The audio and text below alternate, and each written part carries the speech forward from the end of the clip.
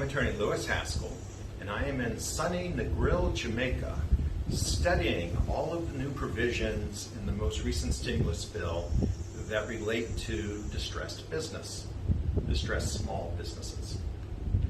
There has been a lot of talk about the PPP program, and I understand why that has been the main point of emphasis for most people who do these kinds of videos, and I'll talk about it some too. It's a wonderful program. But it's not the only thing that they did, and it might not even be the best thing that they did. Actually, what they've done with the employee retention tax credit may be more important than the second draw PPP loan. And I say that for a number of reasons. First of all, the second draw PPP loan only applies to people who have experienced a 25% drop in revenue in one quarter, in either the second, third, or fourth quarter of 2020 as compared to the same quarter in 2019. Now, for a lot of people, this one's going to be easy. If you were a nail salon in lockdown, if you were a restaurant that could not seat customers, if you're a hair salon in lockdown, meeting that 25% number is going to be easy. And I think a lot of businesses are going to hit that 25% number. I think a lot of people will be surprised when they sit down and review their books how easy it's going to be to hit that 25% number. Now, most people who would be interested in the second draw probably already got the first draw and are familiar with the PPP program.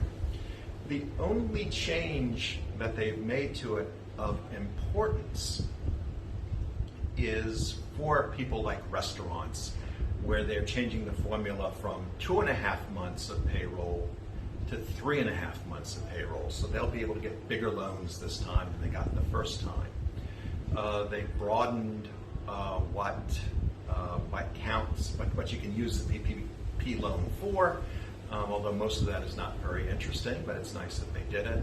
And the big thing was they cleared up the ambiguity about tax deductibility of expenses paid with a forgiven PPP loan. We're allowed to do it, and that is sweet. I'm not sure if it's great tax policy, but it's wonderful small business bailout policy, and I am very excited to be able to do this for my clients. But be warned, the SBA has not told us yet what they're going to require to prove that we had the 25% reduction in revenue, but I'd be urging everybody to be getting their books ready because they're going to require something, and you're going to need to have that. More important, though, I think, is the employee retention tax credit. You see, this did not get very much attention as when it came out as part of the CARES Act, because they disqualified people who received PPP loans from taking the employee retention tax credit. Most people took PPP loans, pretty much everyone with employees who are eligible took PPP loans, and so the employee tax credit kind of went by the wayside. But in the new bill, they said you can take a PPP loan and take the employee retention tax credit. You just can't take an employee retention tax credit against wages you paid with a PPP loan.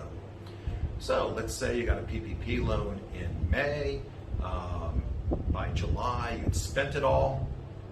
You can't take a tax credit against, May, June, July wages, but you can take it against all the rest. What you need to qualify in 2020 for a employee retention tax credit is to demonstrate a drop of over 50% in revenue in a single quarter. In 2021, you only need to show a drop of 20% to start taking it. In 2020, you can use the employee retention tax credit to pay 50% of wages on up to $10,000 of income for employees. So you're capped out at $5,000 per employee. And for people who made less than $10,000 during the period, of course it's 50%. In 2021, that becomes 70% up to $10,000 of wages per quarter.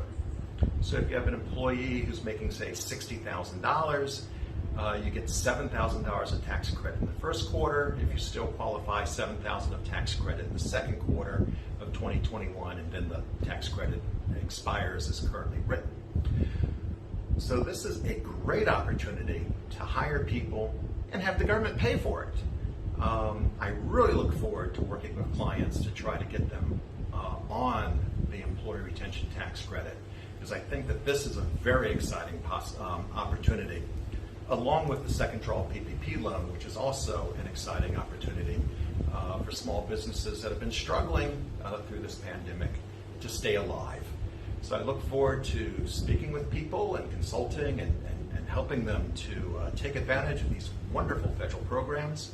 Until then, I urge everyone to stay safe and stay strong and have a happy new year.